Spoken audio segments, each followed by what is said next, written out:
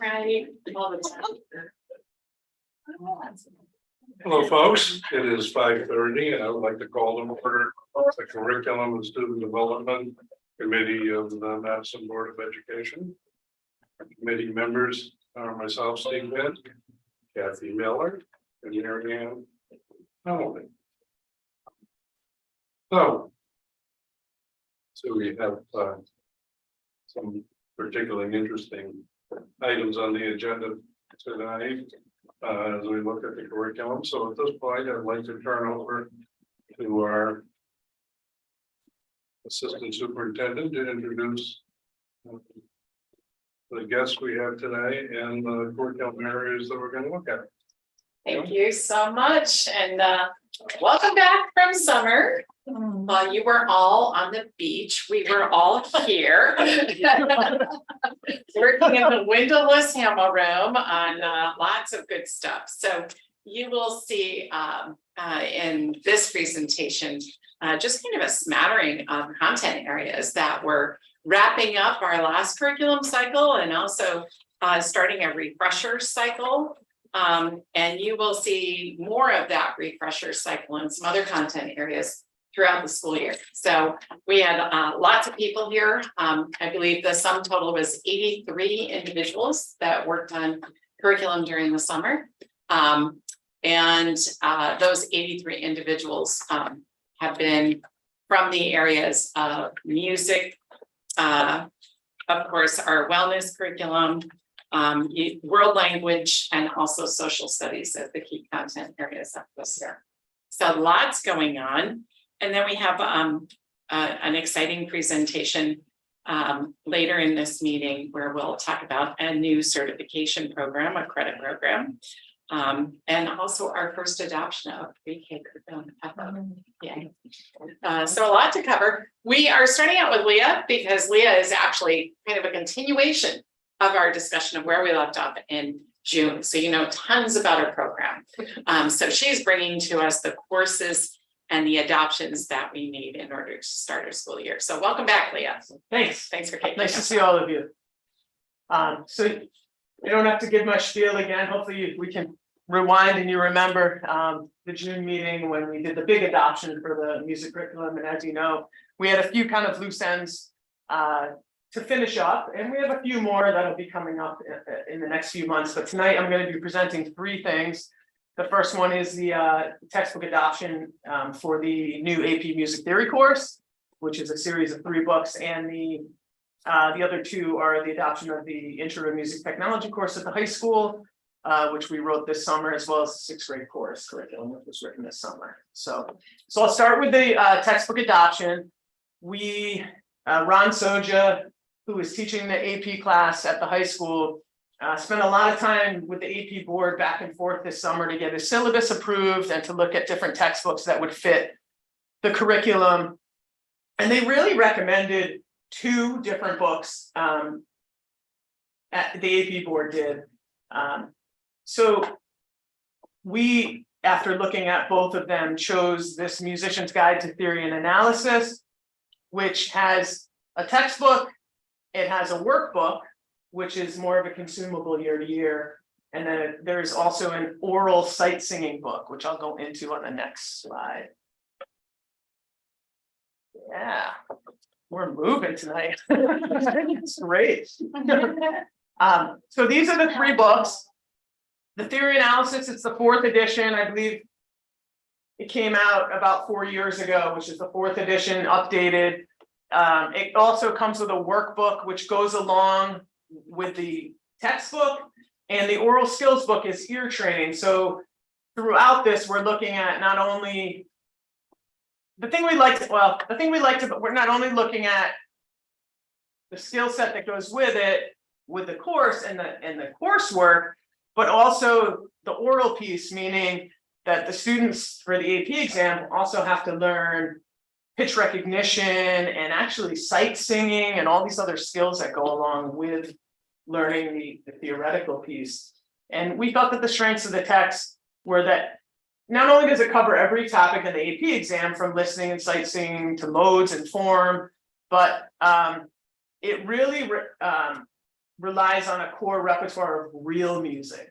So a lot of the other, or some of the other resources that we looked at, they didn't focus on real music, real pieces. So the students are actually learning real repertoire while learning the theory behind it, which was I think a huge for us, because we want the students to come away with the knowledge base that goes behind history also in music. So this textbook seamlessly integrates theory and analysis, the oral training, which I talked about, which is the voice and the ear, and the performance in one program. And it's supported by the workbook and the oral ear training, which support that textbook. It relies on a core repertoire of real music that's revisited through a variety of theory and performance-based contexts. Yes. Is there an oral aspect to the AP exam? There is not an oral in terms of you have to sing, but there is a whole listening section. Okay. Where there's pitch recognition and what step is it, and so there is a big, and I know, and in on college level, when you get to that point, if students get to that point, huge part of not only state content exams and everything else is that listening piece. Yeah. So beyond just the written on the page, they actually have to be able to recognize orally, which is huge. Has that been around for a while? Or?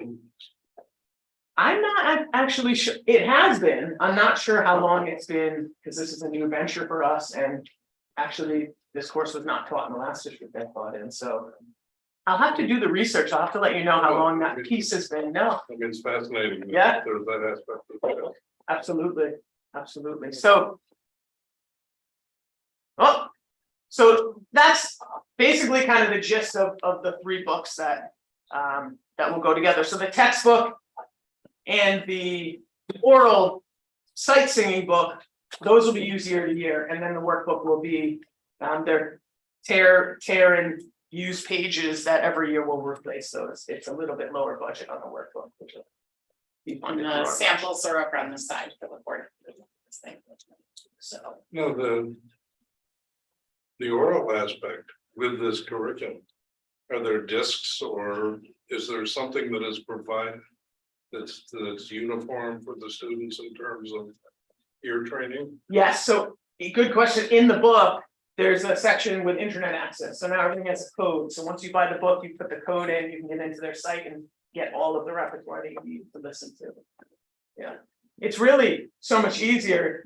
Back in the day, I mean, I even have all my books have CDs in the back, you know. Now I get these books, even for the choral program, they just have a little code and you just go online and everything's at your fingertips. So that's the textbook, and then I'm also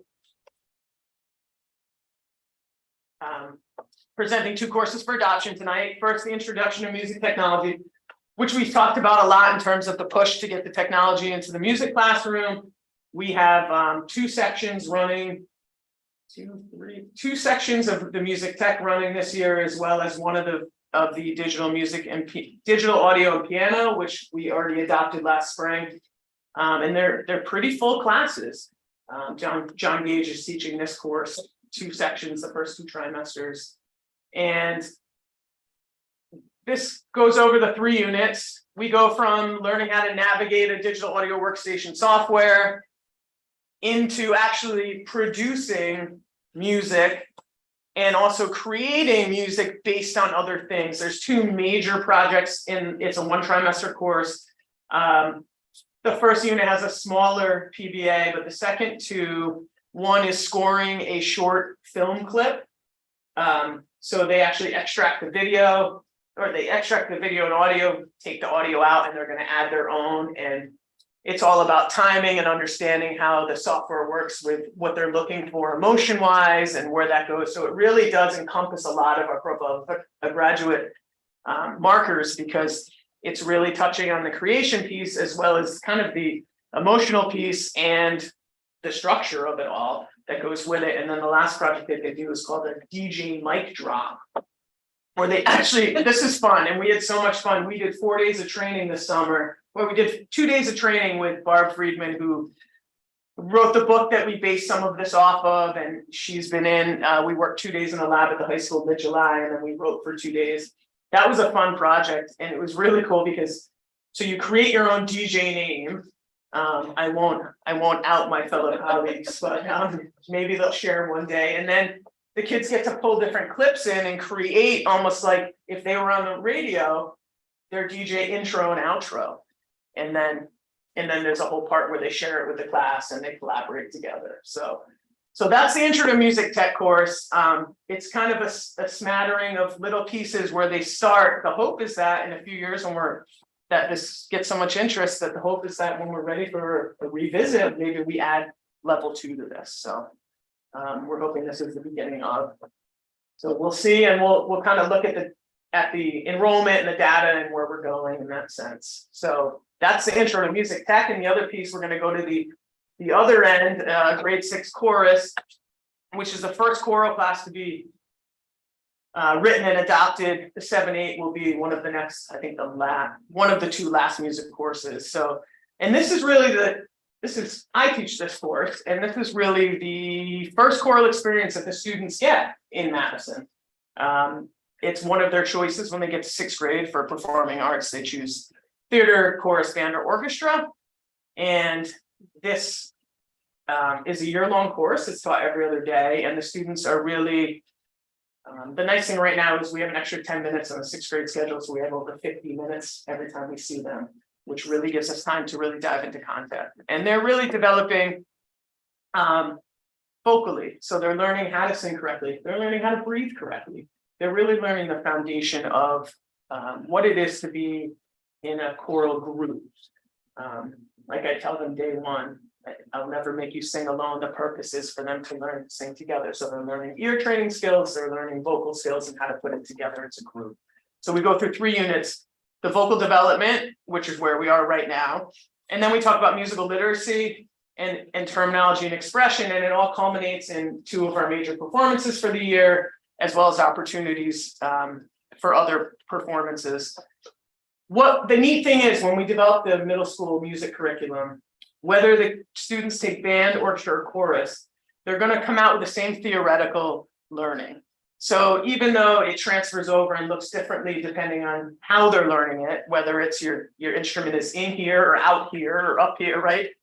They're still going to learn the same theoretical concepts: how to read notes on the staff, rhythm, things like concert etiquette, things like tone and higher level expression and those sorts of things. So we're trying to really make sure that the students across the board come out with a similar knowledge base, even though that skill set may look a little bit different.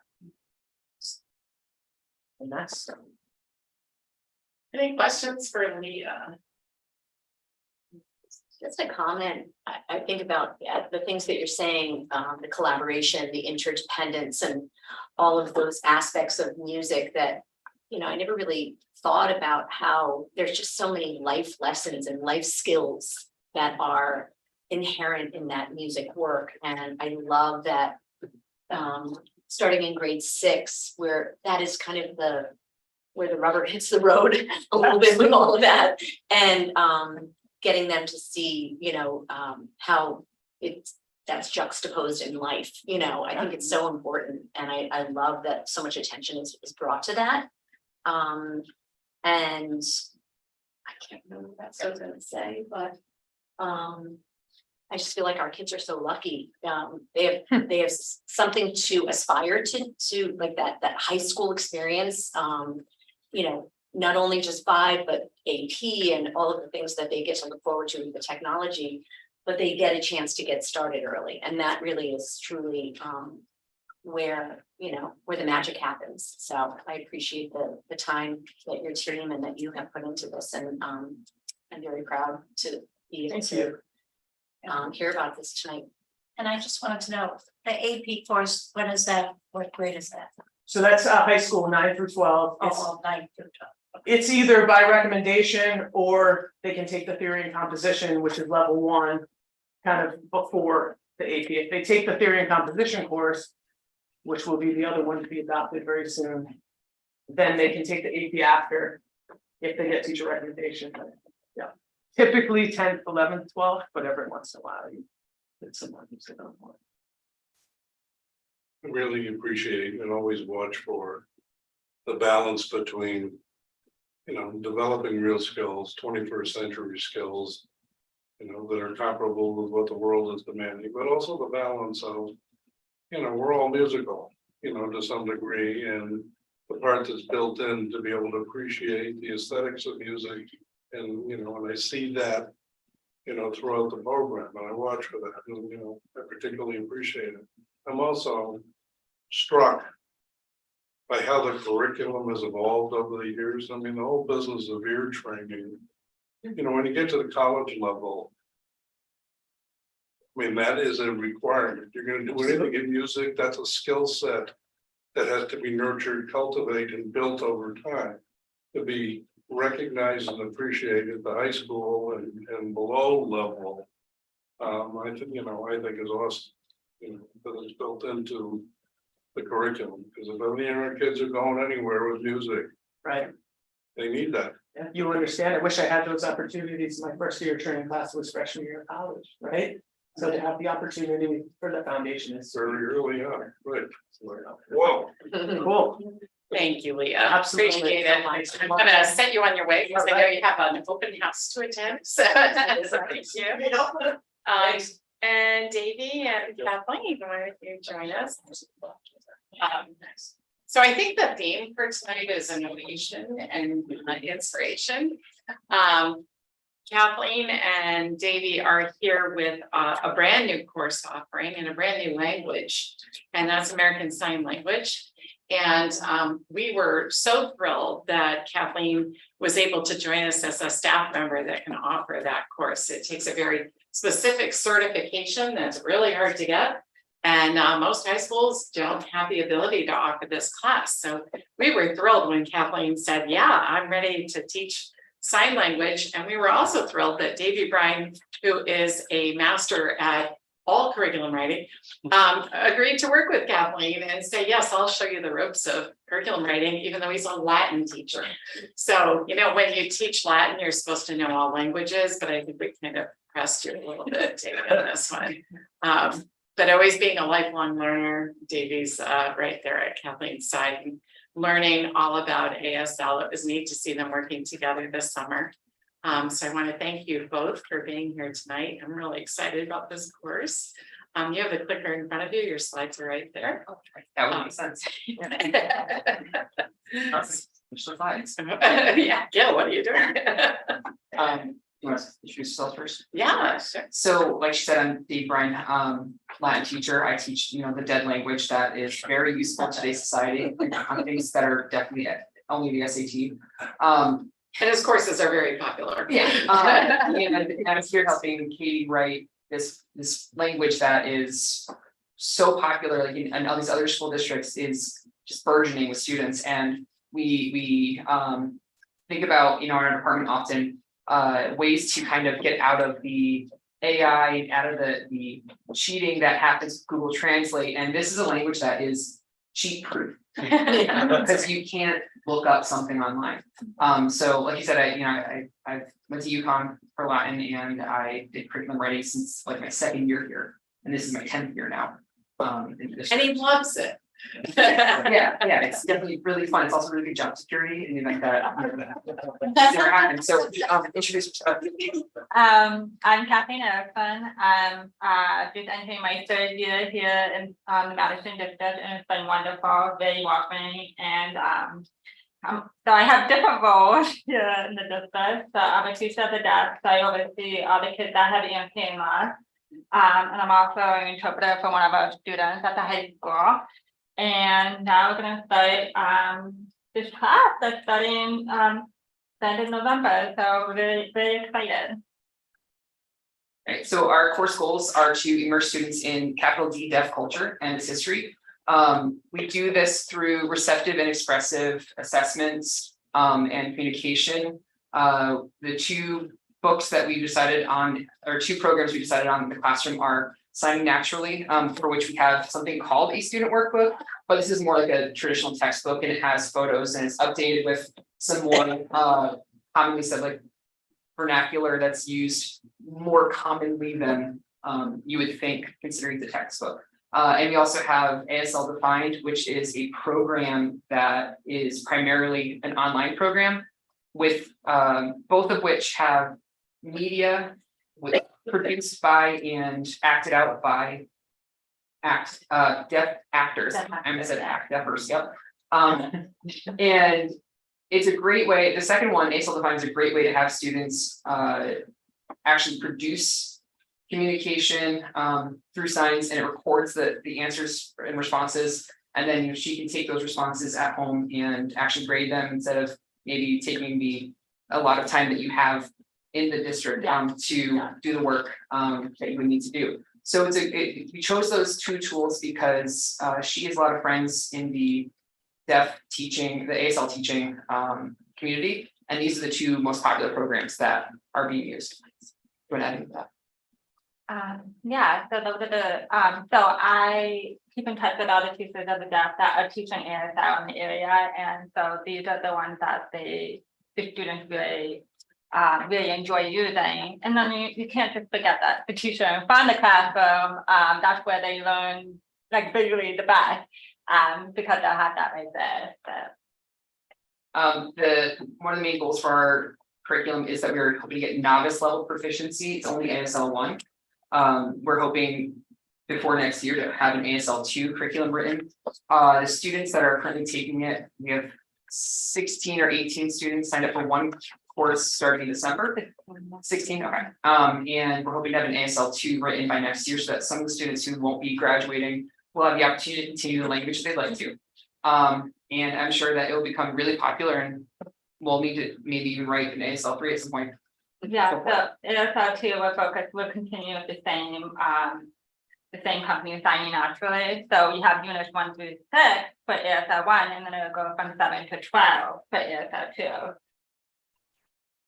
2. For our units, we have the capacities on the screen right there. We focus on collective intelligence probably most often in a world language class, because it's always about interpersonal communication. So we focus on that in the first unit and then the last unit for sure. And they're constantly having to speak to each other in ASL. We have moments in the class that we design as voice off time. You know, the beginning of class might include some kind of review of previous lessons, but for the most part, students should not be talking in an ASL classroom, which will be a great way for them to actually immerse themselves in what it's like to not be able to speak, maybe, or speak with your voice, I should say. A lot of the units do focus on their identity too. What a great way to get them to actually think about themselves and who they are in the world is to constantly, drive that point home of who you are, who your family is, what you want to do in your life, which will be a great way to get them actually to be tied into the class. There's a word I wanted, I lost it. What they want to aspire to be. Yeah. So that's pretty much it. Do you have anything else? No, I think that's pretty much stated. So, yeah, we have plenty of PBA projects that we're going to focus on, that kind of ties in with all the units together. So it would really show how much they're learning, like effectively and reflectively. Yeah. Then you have the course overviews, the unit overviews in your packet, so you can get a little bit more. And what grade is this for? So it should be high school 9 through 12, but we're currently opening, I believe, just to 11th to 12th graders, just for this year as like I don't know if you call it a trial, but it's the first time we're offering it. And what's the buzz? Because there's always a buzz. Well, all the kids wanted to do it. I would imagine. You had, I think, you had 58 signups. Yeah, I love it. Yeah, and it's really hard to have to tell 40 students, sorry, you didn't get it. Yeah. But it's very popular in other schools. Yeah. And we also have an ASL club that we have after school once a week. And it continues to grow, and the student that I'm working with, he's the president of the ASL club, so it's been really great. So, how many levels in years can a student have in ASL with the high school? So it can go up to ASL 4, and I have to do some more research, but I know that it can be considered how to if they have that ASL 4.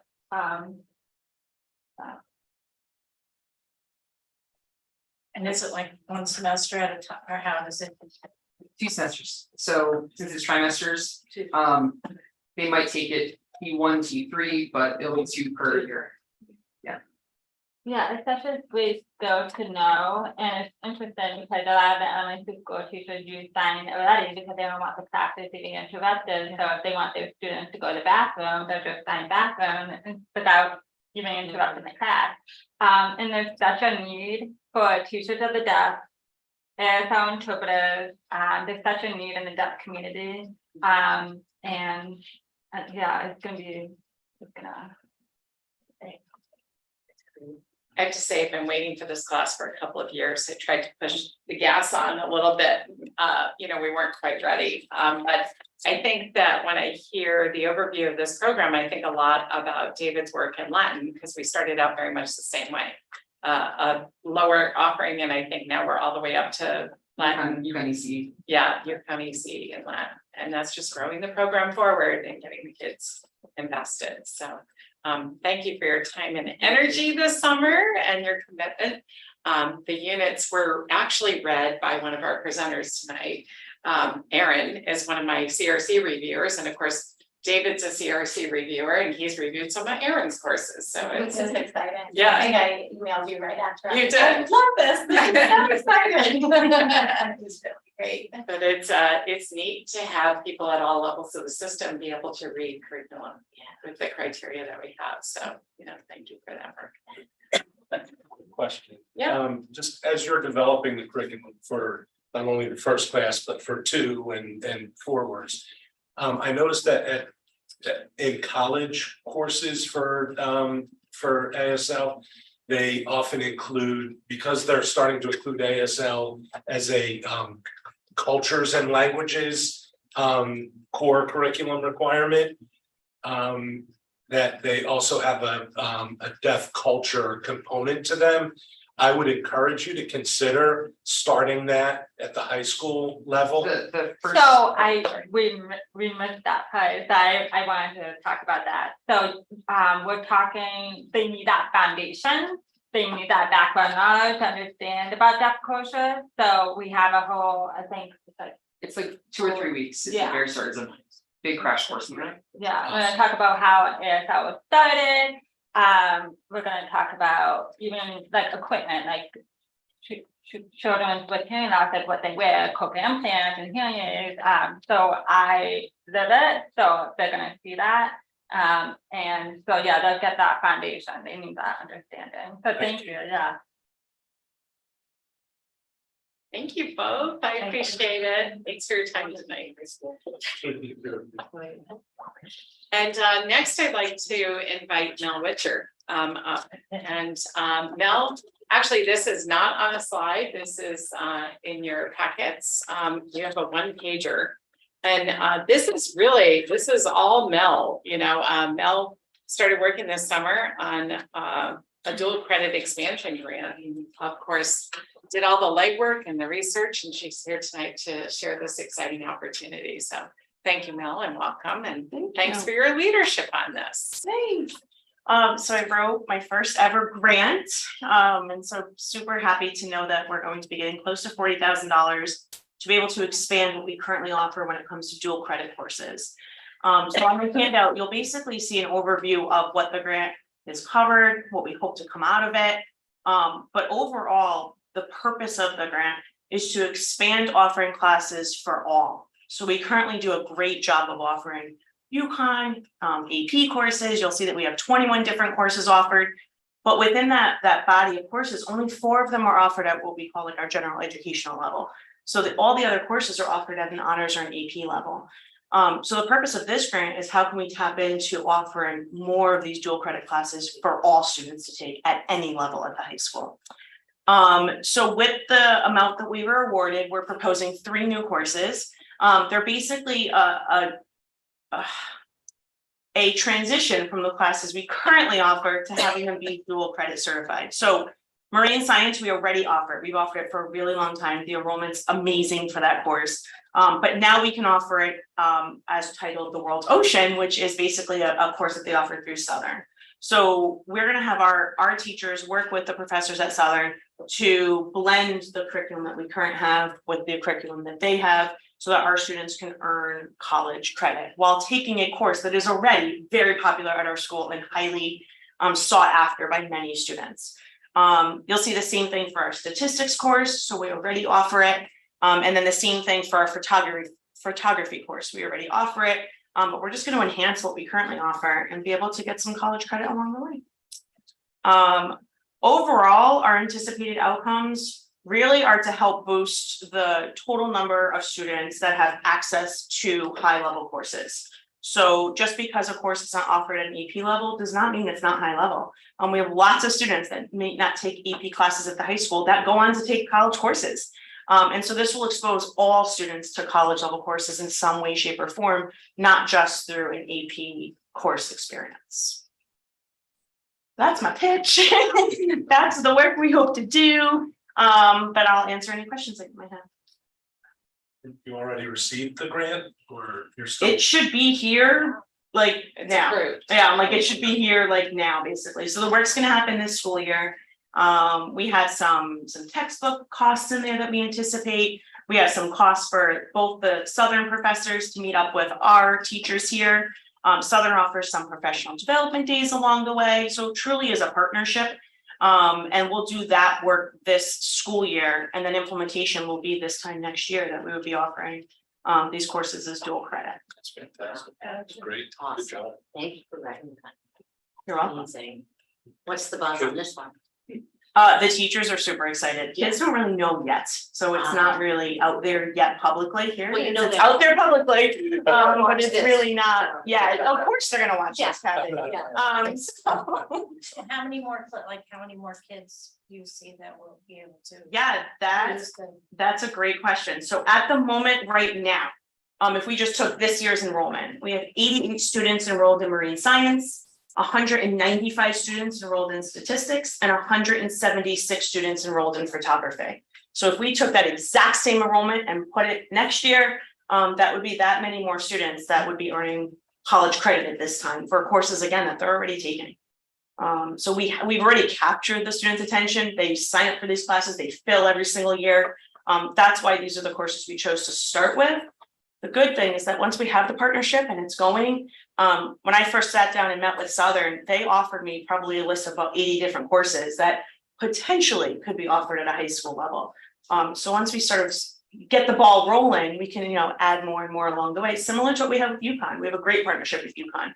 So we're just hoping to expand that a little bit more. So the kids that are right now enrolled are AP kids and honor students? No, so each one of those courses is offered at either a level 2 or a level 3. So this is for the non-AP, non-honors course. We want to pull in all kids. We have plenty of offerings at that level 1. But we really want to scoop up kids at the level 2 or level 3 option. That they can take a course that's appropriate for them at their level, but also earn some college credit. Which has to give them some confidence that they can do college work.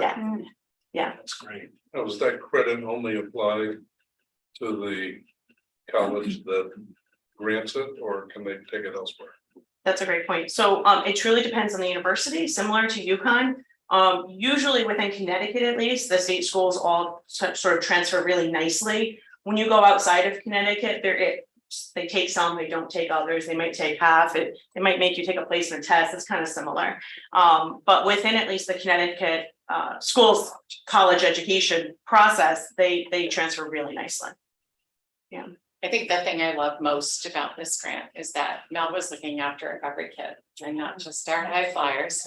She brings forth the program of studies every year, has a major role in that. So I appreciate that she took a look at that and really thought about opportunities that we weren't offering. But in addition to that, she's not mentioning that there was contract work that we had to do and vet through the attorneys and go back and forth on. So it wasn't just like I have an idea and I'm going to write about it. It's the meetings with the college. It's the back and forth with making sure we were in an agreement that was mutually agreed upon, and then getting to finally offer it to kids. So it's lots of steps and making, of course, a budget that can do all of that for that many kids. So thank you, Mel, for doing that. I'm really thrilled. It was just the best email of summer. I was like, oh, It was this is awesome. so- Yeah. And part of the receiving the money is we are committed to participate in this partnership consortium pretty much. So we're gonna meet monthly. The higher ed institutes that are partnering with new schools, as well as the liaison of those schools. So I'll be participating in that, and slowly I'll pull in some of the teachers that are gonna be helping me. Our first meeting is next week. My representative that I've sort of formed this partnership with at Southern, they're gonna be on the call. And so it just, again, just helps to just continue to make these partnerships within our community. And I'm excited. I'm excited to work with some new people, and to just kind of branch out our offerings a little bit more. Are there opportunities in this partnership for the students to go on campus to do work within these departments, or it's just parallel curriculum? So some courses offer that. The ones that we're offering right now are courses that are going to be 100% housed at Daniel Hands, taught by our teachers, but they earn that credit. The marine science course will still have the site visit stuff that does field trips. You know, they don't call it field trips in college, but sort of that site work and that site exploration, that will still be included. But there are some courses, like blended learning courses, where it's a little bit 50-50. Logistically, that's a little bit tough and challenging. So these will be courses that are taught 100% at Hands. Any questions? Thank you, Mel. Okay, last but not least, All right, pre-K curriculum. yeah. This is Erin's return visit. You've seen Erin a ton. And Erin, of course, has done a lot of curriculum work with our elementary schools. And of course, something that we are super excited about is welcoming pre-K into our schools in 2025. I've been waiting for that forever. Lisa has been hanging down at TCLC with her colleagues and the support staff. And I came from a district that had pre-K in the elementary buildings. And I always walk in and I feel this little allegiance to my pre-K fellows and just am excited that they're becoming part of a bigger staff. It's nice to be on your own, but it's also a little lonely. And it was a great school. And it's a great school. We have great elementary schools. So this was, Lisa is a brave pioneer in pre-K education. Erin has her Erin way about her, and she kind of sprinkles energy wherever she goes. So Erin started sprinkling energy, and Lisa, how many years have you been on the pre-K? Maybe. Maybe. And then the years before, when he's right. Right. So. Right. So 14 And then in Madison. Is that right? So, Lisa has been really working with teachers as they rotate in, new and established, to kind of self-write a curriculum, which I think is very problematic in pre-K education overall. So I'm going to have them present their journey in pre-K education.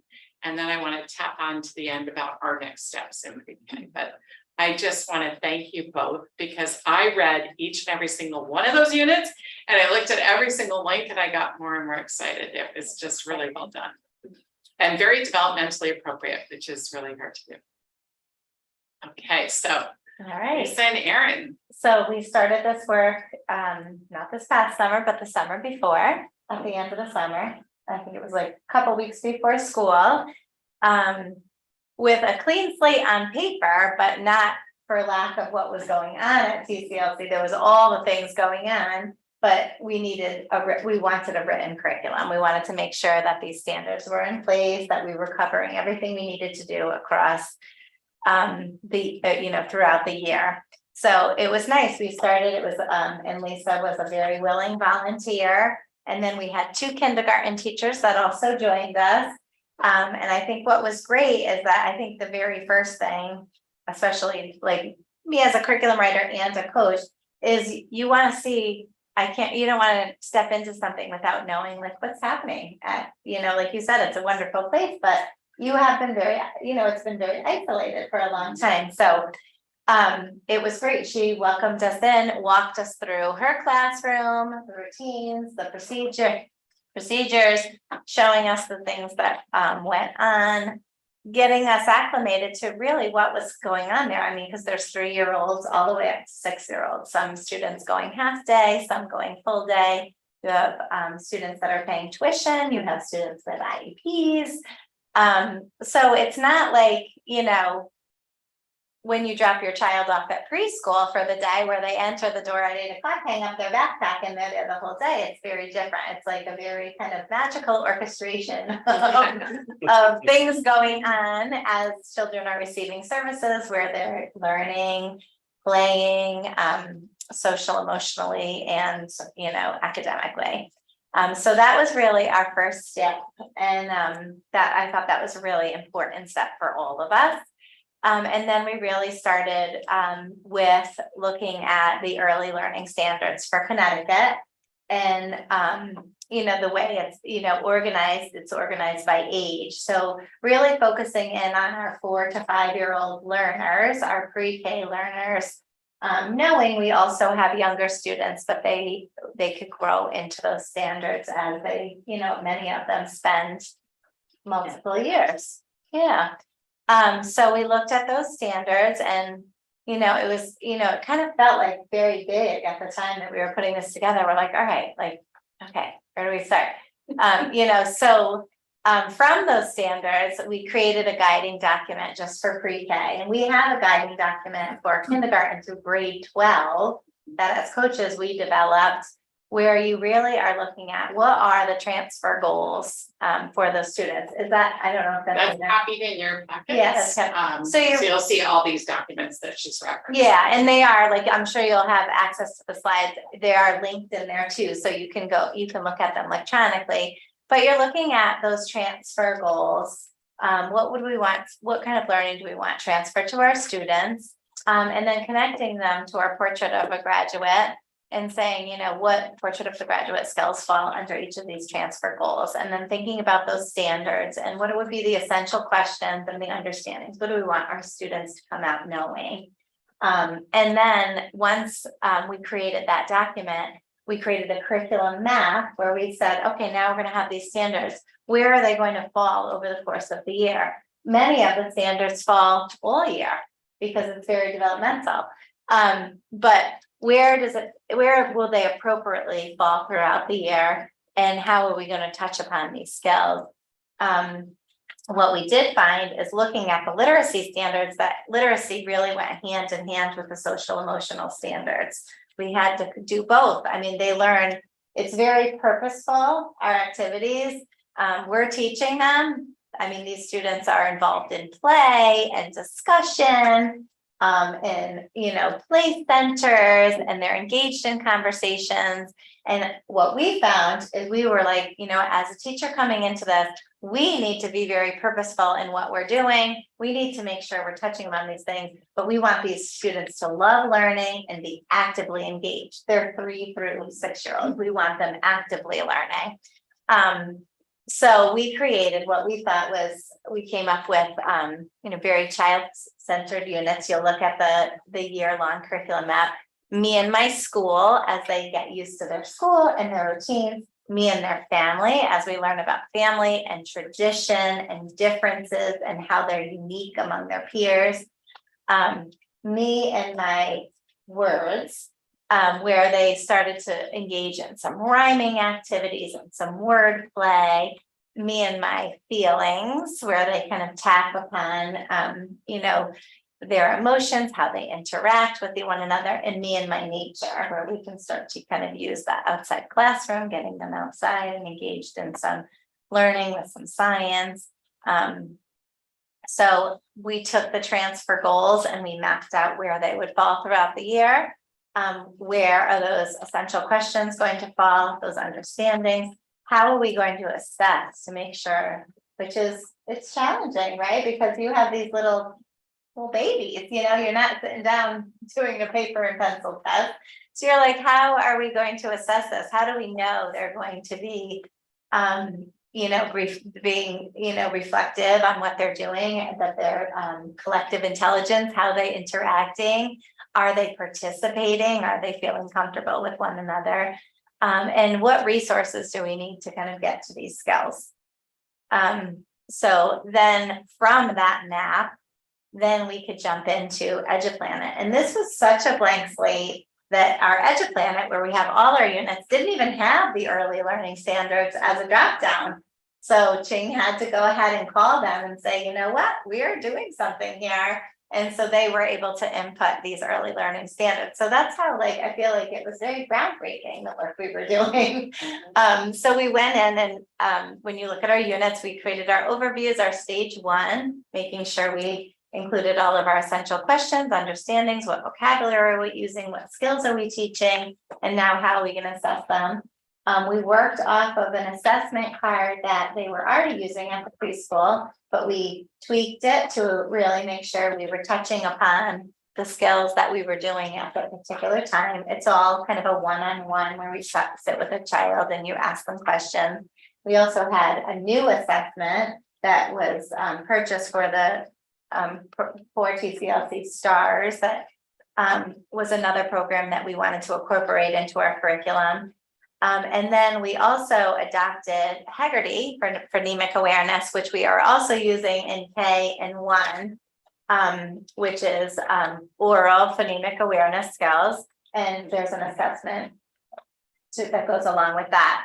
But along with that, we also wanted to have, you know, checklists in place to really check on those Portrait of a Graduate skills. We wanted to be true to what our curriculum, you know, how we developed our curriculum. And what was nice is that Lisa is also, you know, they're very involved in IEP meetings, and a lot of our checklists really do measure a lot of the things that they're looking for in their students. You know, are they able to engage in play? Are they able to engage in conversation? Are they participating? Yes, right, controlling their emotions. So there is also a self-awareness checklist that you can look when you go on that slide. It'll show you the types of things we're looking for. And then what we did is I think we created 2 units in EduPlanet that summer. We worked really hard. When I think about those, it was 4 days and we worked really long days and we did a lot of work because we really started from not much. So we brought the units back to the teachers, Abigail and Angela. And what we did is when we showed them what was in, you know, how we created the units, we walked them through the process. And then we always wanted them to be able to give input onto what resources, books, tools, materials, what we needed in order to kind of make this a successful rollout of these units. We have, like I mentioned, we have the Heggerty, the foundations was already in place. Where for learning their letters and learning their verbal pathways. You know, when you're teaching the preschool kids how to write, it's always, you know, a straight arm. It's very like, you know, gross motor movements as they're learning.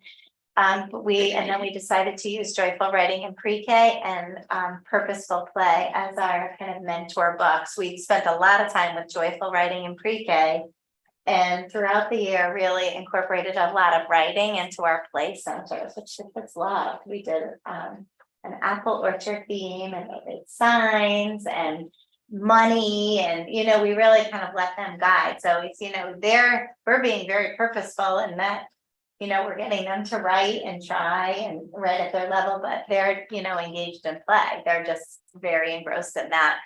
And then this past summer, Abigail Yanko and I also attended Growing Together Summer Summit, which was really great. It was 3 days, and it just talked a lot about incorporating literacy and family, and different ethnicities and getting families involved. So we're hoping to incorporate some of those, you know, some of the things that are takeaways. You know, we were texting during because it was online.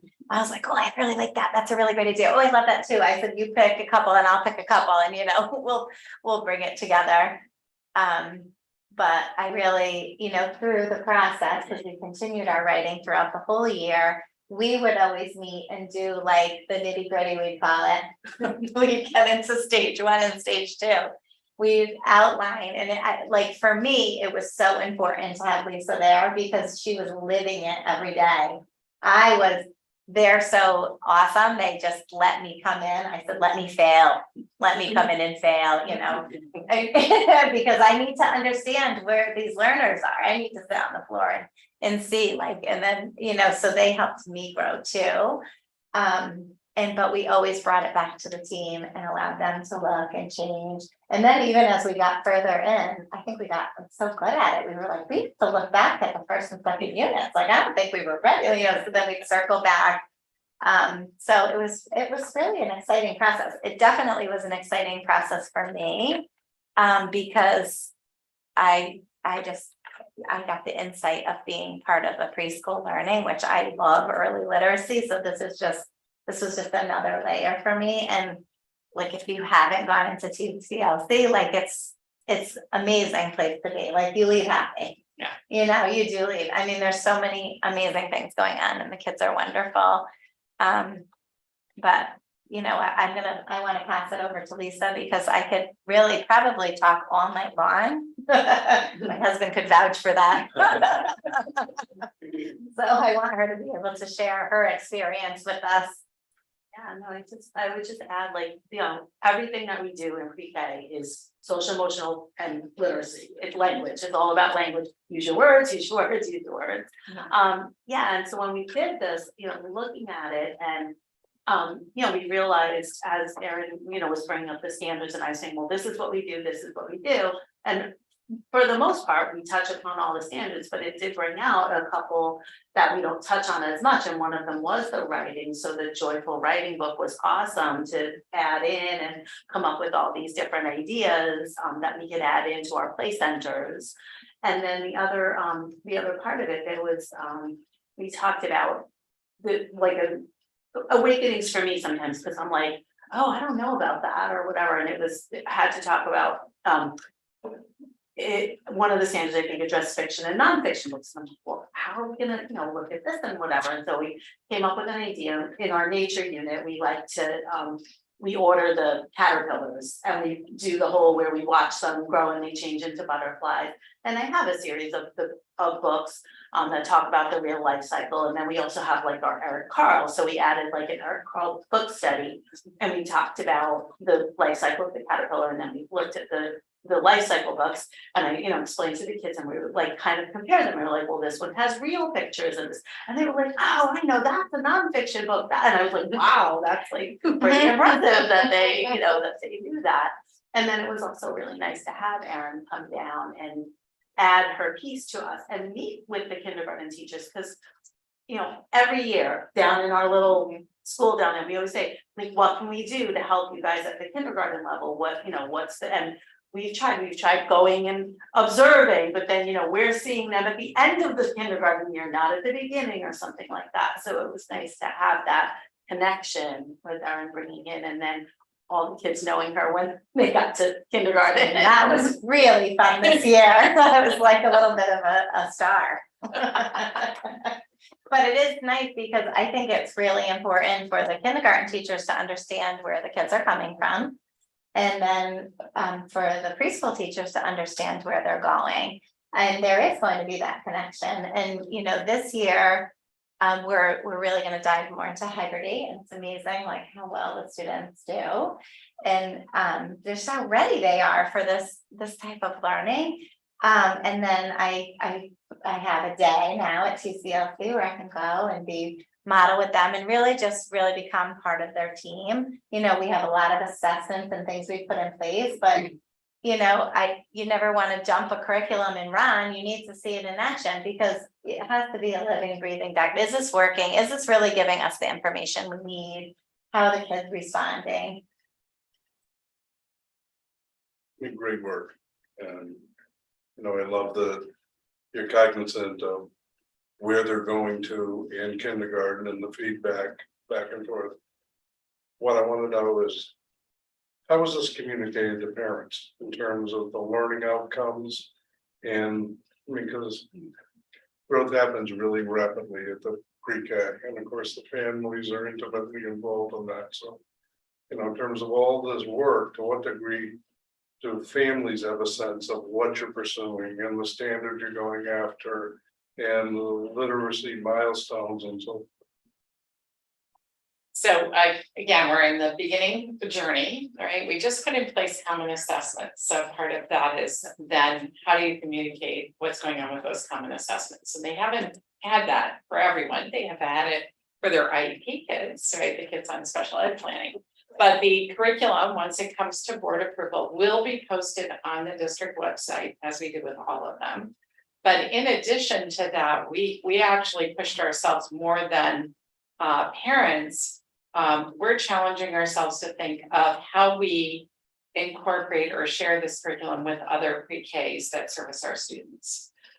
Pre-K education is like the vast desert of resources and materials and curriculum.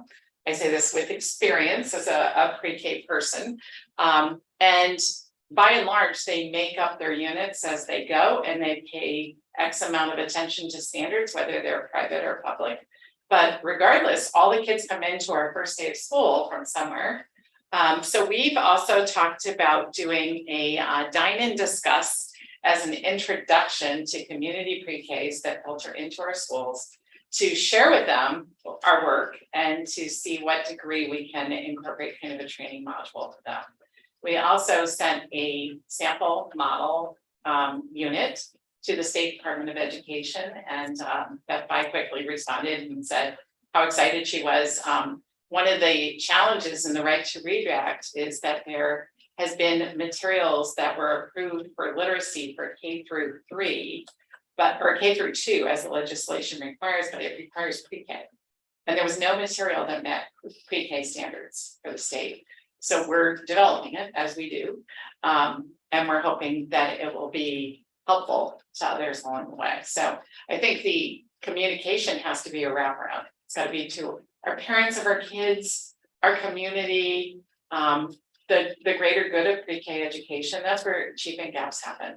Right. Being a kindergarten teacher, you cannot imagine the span of students that you have walking in your door. Whether or not they've been to X, Y, and Z pre-K, or pre-K, or another pre-K, or no pre-K. So there's a greater good mission here too, that we're excited about. That'll be great. And we're including a kindergarten teacher in those discussions of how we reach out and when we reach out. I'll keep the board posted. And we're also starting development of math too. That we've just started to do that this summer. And I also have to mention that this is all in addition to these women teaching summer school. So they're not only working year round, but they're taking our little guys, Aaron included, they're teaching summer school too. So it's labor intensive, but joyful, right? But joyful. But I do think we have more work to do with communication for parents. We are, again, kind of reaching down lower than we have with the curriculum work. Our mission was K through 12, and now it's pre-K through 12. Can I just ask quickly, I know we're running out of time, thank you, this is wonderful. Our pre-K model has long been a mixed model, and as you alluded to earlier, you know, we have some typical students and we have a lot of students with special needs. To what extent do we as a district then need to modify the standards, the state standards, to ensure that both sets of students are maximizing what they get from it? I can start by saying high expectations for all, whether you're an IEP kid or not an IEP kid. Our goal is to get you grade level, age level standards. So it's really thinking more about what students need in terms of their strengths and how to work with their strengths in order to help them to understand how to approach a task successfully. So, and of course, that's where IEPs come from and how they're made. There's lots of assessments that go in behind it. Lisa, finish that. I would say that's one of the things that kept coming up, and then, you know, I would remind myself, we're writing this for our typically developing peers, and then we have to differentiate our curriculum for our students with those special needs to make sure that they also are accessing it, and, you know, making modifications, making accommodations, and that's. It's right, basically school. Well, I know, and that's what goes on in all grades, you know, Right. it's Only a yeah, little I bit think- younger. Yeah, and I think it is really important to raise that bar because You want them. Thank you That's for your success. presentation. I mean, great presentation. And Oh, thank you. I love to see that our district is, tackling this new area. So do we have any members of the public? No. Well, barring any other questions, and I thank you again. Thank you, thank you.